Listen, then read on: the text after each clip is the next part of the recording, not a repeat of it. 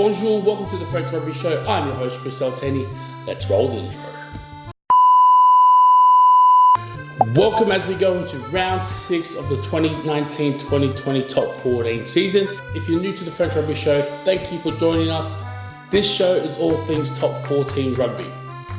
We have a lot of people out there who follow the Top 14 Rugby but don't really follow it because everything they see and hear is in French.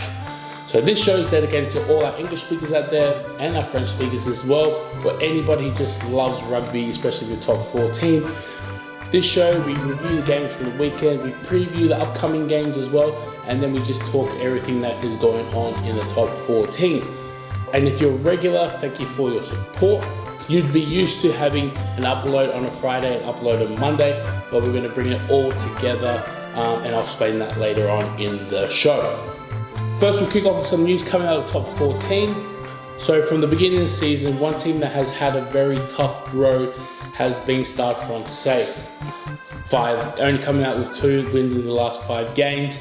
Now, with this sort of result, and for a club of like Stade Francais' caliber, a lot of people are asking for the sacking of Meyer, the manager of the club. With the way the club is going, generally is what happens in sports and what happens in France as well, that if the team's not doing well, they're not going to look to the players, they're going to look to the guy who manages the group. So with the results they've been having thus far, a lot of people, especially guys who have been a part of that club, who have played for the club and who love this club, have been saying that, they should get rid of him and bring in someone who has Stade Francais in their blood, who has played for the club and, who knows, the club history. It's going to be interesting to see how it goes, especially with them losing last weekend again at home. It's going to be interesting moving forward if they lose again this weekend, which they are away to, let me tell you, Cast. It's a doable game, but if they do lose again this weekend, then it's going to be tough. It's going to come down to the next coming weeks, how the team's played, and if Meyer doesn't bring the results, then I think the club will go down that road and bring someone else in. Other news from Top 14, Mathieu Jalibert out for 2 months with a shoulder injury. Vincent Rates from La Rochelle gets the call up to the French team, the World Cup squad. And this week, the Top 14 budgets have been released. I'm just going to put it on the screen, I'm not going to talk too much about it, but you can see the numbers here. And you can really see the differences between, the top team, Stade Francais, on 40.2 million euros. And then looking at Argent in 14th place with 12.5 million euros, which Stade Francais has doubled their budget, but are sitting at the bottom of the table at the moment. I remember when I first came to France, and I was surprised by the budgets. I was like, wow, that's a lot of money. And it was around the time when there was pretty much only one team that was in 30 million for the budget. You had Toulouse back then, who was sitting on the budget in the high 20s, like around about 28 million. But it was always Stade Francais, top of the list of the team budgets. It just goes to show, having all the money in the world, not all the money in the world, but having all the money, the most money in the competition doesn't necessarily give you the results.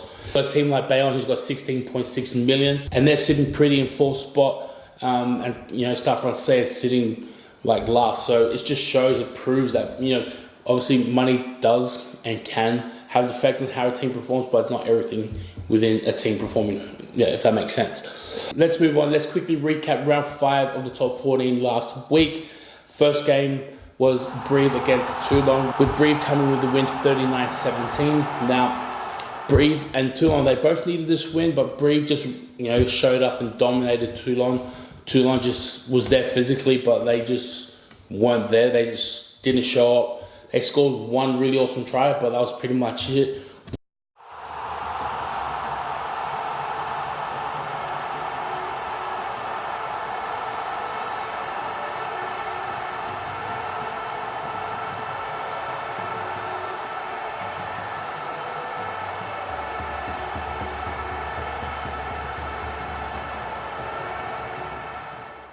For Toulon, the Toulon that we know, the Toulon of old, it's not the same anymore. Toulon are a team that can be beaten, away, and if they were to come and play at someone's home, They're just not the team like they were back in the days when they already had the win. It was just now they had to go out and actually win the game. Second game was Bayonne against La Rochelle. Now, this was a tough game with Bayonne, coming out with a win, only by 1 point though. La Rochelle dominated the whole game. For the whole second half, Bayonne were at 14 men.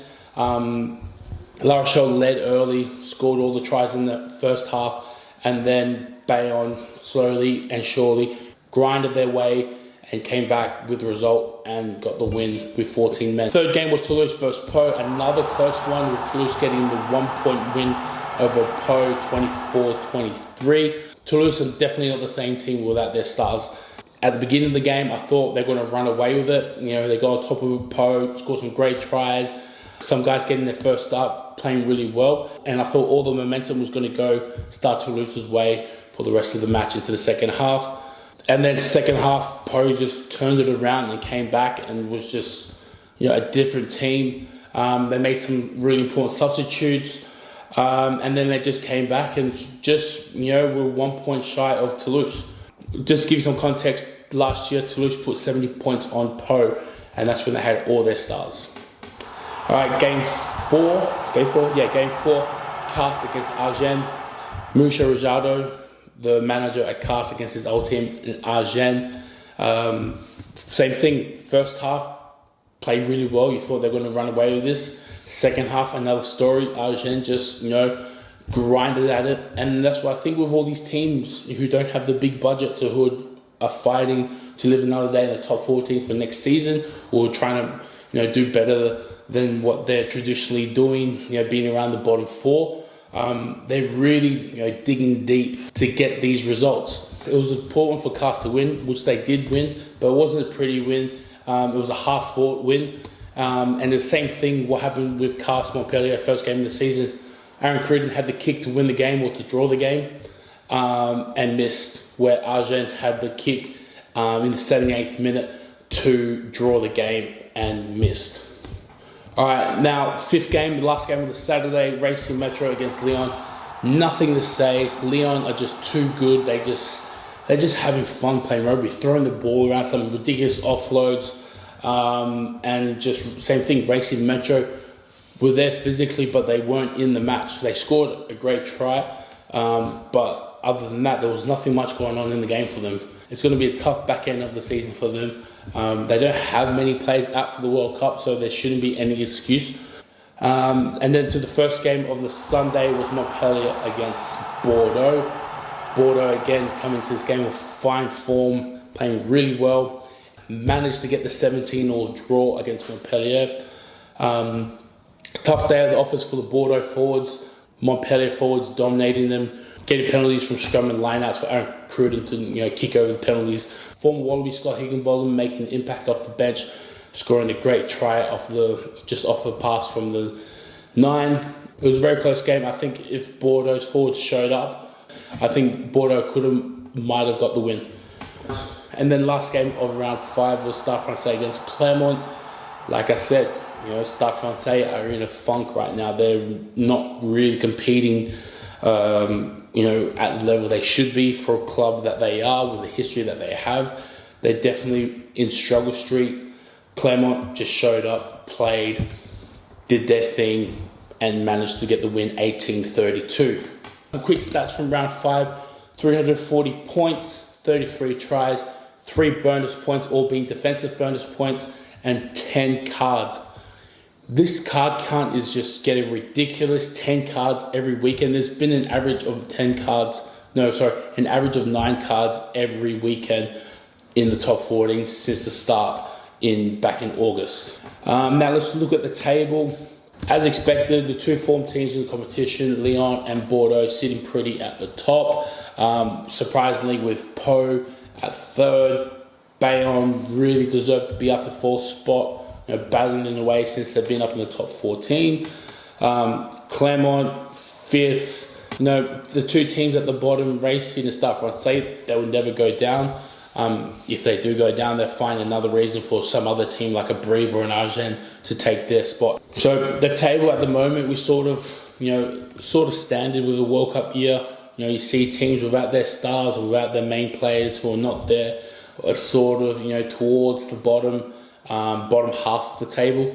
And then we see teams who don't really have that many World Cup players, who pretty much have their full squad as it is from last season and the season before, sitting up around, the top 6 bar Clermont, because Clermont has about 11, 12, 13 players at the World Cup. So as I said at the beginning of the show, if you've been with us since the beginning, when we did the first episode of the French Rugby show before the first game of the season, that I mentioned that we're going to have 2 uploads on a Friday and on a Monday. Friday we'll just preview the games of the weekend, and then the Monday we'll wrap up the games that were. We're going to can that, and we're just going to condense it all into one episode. Now to preview round 6 of the top 14. First game of the block is Clermont versus Montpellier on Saturday. So Clermont at this moment in time are better gelled than Montpellier. So I think, playing with Clermont playing at home, Clermont should get the win against Montpellier. But if Montpellier, with the pack that they have, and they've shown that, dominating most of the teams that they've come up against, if they can really concentrate around the forwards and, just really, hit it up the guts, hitting it up a little bit wider than they usually do off the 9 and then go into the 10 channel, really fatiguing their forwards, just physically, and then, giving it to their backs, to sort of, try and go one-on-one to their backs, then I can maybe see Montpellier, getting close or having a chance of winning this game. But I just think with the form of Jake McIntyre is in, to help carry that team, that Clermont team, then I think Clermont will get the win in this. Second game, Brive versus Toulouse. Now, Brive, like I said at the beginning, it's calculated. If they can win every home game of the season and, some away games, not win away games, but get some points in the away games, then they can just do enough to stay in the top 14. This game against Toulouse, I think they have a chance to win this game. They definitely have a better chance of winning this game than they would if they had all their stars back. And just, them playing at home and having a game that they had against Toulon last week will definitely help Brive be motivated for this game against Toulouse. Toulouse, on the other hand, just need to be able, when they get on that roll, when they had the first half, to stay on that roll and just to keep going. Toulouse can't play like the Toulouse of last year that won the top 14, the Bouclier Brennus, like I've said many times already. They need to find a starter for this team to compete, so they need to be able to find a solution for the players that they have now. In saying that, I think Brive are going to win, and if Brive can sort of capitalise on Toulouse, knowing they're not at full strength and knowing that they're a bit lost, then I think Brive can put a big score on them, which is quite audacious of me saying. Game number 3 on the weekend, Castres versus Stade Francais. Both teams are not doing too great. Both teams are towards the bottom of the table. Castres at home have not, put in the solid performances that home teams usually do. I don't know if they're still trying to adapt to, Mauricio Rijardo's style of play, where, a bulk of the squad have been with Christophe Urios, the Bordeaux manager, now for the last 2 to 3 years, and sort of adapted to the way he's done things there. So whatever it is, Castres need to find something and need to find common ground before it could be too late, before, like I said, same instance with Stade Francais, that they lose their manager, Mauricio Rijardo, as well this season. Stade Francais, on the other hand, if there's a game that they need to win or need to perform well in, this is the game they need to. And especially against a team like Castres, who are not travelling, too hot at the moment, there are definitely some, opportunities for them to take this win. Stade Francais need these results, and if these results don't come, then I think, in the next 2-3 weeks, we could see Heineken Meyer no longer, the head coach there, which could disrupt a team's season. But in saying that, Castres have had too many chances at home to put good performances in. I'm going to go with Stade Francais. I want to be bold, and I want to go with Stade Francais to win this game against Castres. Game 5, Agen versus Bayonne. Now, This is going to be a tough game, I think. Both teams have got grit. Both teams fight hard. So I think it's just going to be down to which team wants it more.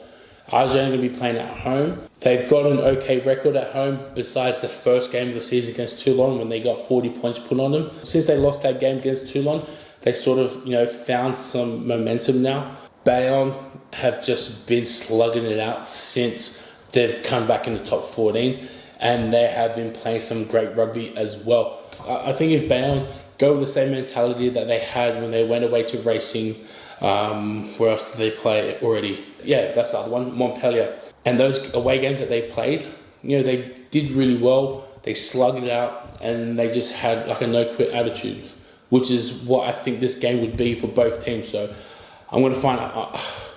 Just going to go default and just go home team for the win, Argentina. Game 5 match of the round. This is what I've been waiting for, and this is what I was hoping for when these two teams met. And that game is Lyon versus Bordeaux in Lyon. Somebody's O has got to go. As they're both undefeated and they're both playing great football, I'm hoping that this game can live up to expectations and the way that these two teams have been playing. I'm expecting a lot of long passes, a lot of line breaks, some big tackles, some big hits. But to choose winner, I have no idea. I think I'm just going to have to go default and go Lyon for the win. Or do I go underdog because Lyon are playing better, have better percentages than Bordeaux at the moment?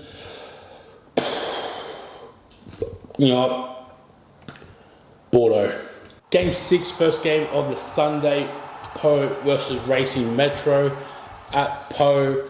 Now, this game, I'm just going to go and just say Pau to win, just with the form that they had. They knocked off Clermont in Clermont. They lost by 1 point to Toulouse in Toulouse. Now they're going to be home. Now they're going to have everybody excited for them to be back at home to play. The players are going to be excited to play, to be back at home as well to play, and to play on the Sunday afternoon as well. There's nothing better. So I'm just going to say Pau to get the W in this game. Racing definitely need to pull rabbit out of the hat. They've had 3 straight losses.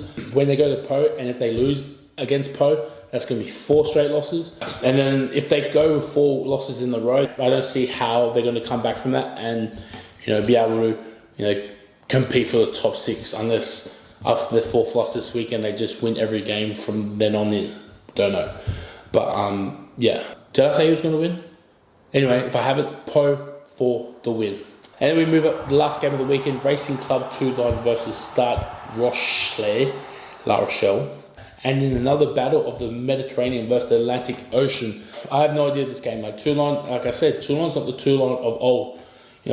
Now, people can go to Toulon and think that they can actually win. Back in the days, if you were going to go to Toulon, that wasn't never going to cross your mind. You were hoping that you're already just going there to lose the game. But you're just hoping if you could lose by less than 7 points so that way you can get the defensive bonus point.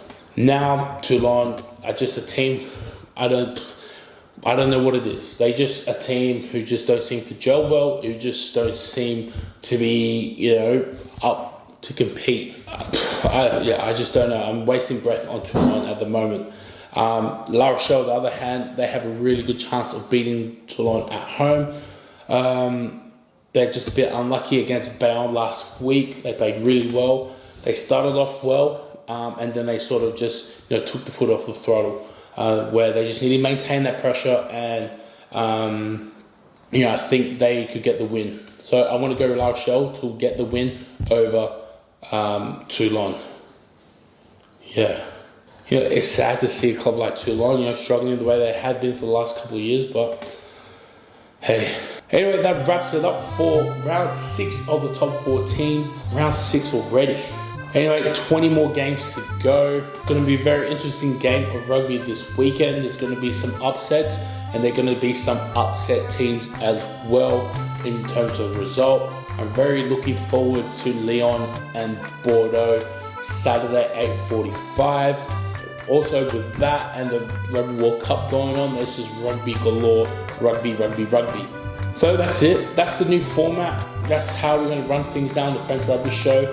it was a bit rushed. In previous shows, I typed out stuff and I just read them out as it was.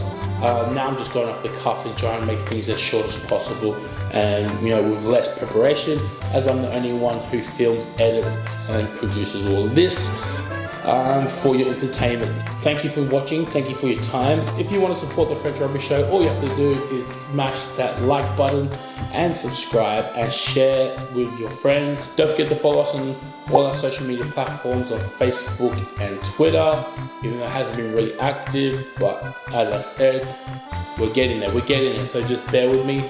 I'm your host, Chris Soltani, and this is the French Rugby Show, signing out. A bientôt.